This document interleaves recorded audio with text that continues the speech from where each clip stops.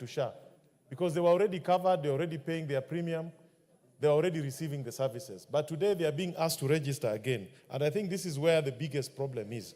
So we would like to hear from those responsible why there was no bulk transmission of existing members under the previous insurance scheme who had current premiums. And to make matters worse, even those who are enrolling today, they're having difficulties making the payments under the system. It is quite a challenge. You go to hospital, you enroll, you try to pay, you don't go through. But, Honorable Chair, I think the most critical thing is that this new scheme is grossly underfunded, and it will not work unless the issue of funding is addressed.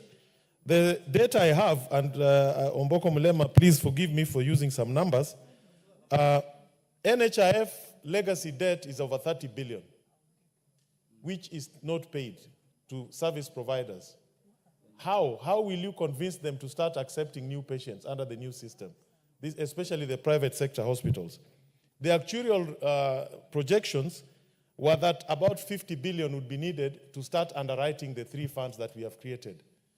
Only 6 billion has been made available of the 50 billion that was required.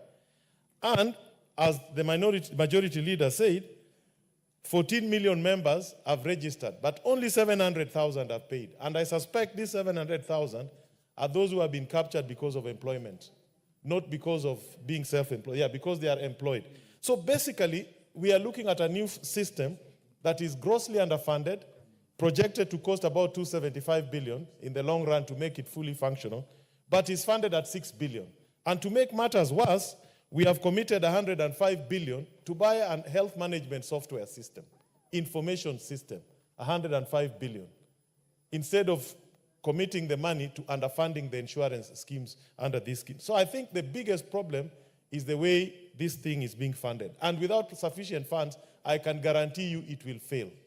It will not work. Thank you, Honorable Speaker. I think we should have the Kamkunji so that we all get educated on this matter better. Thank you.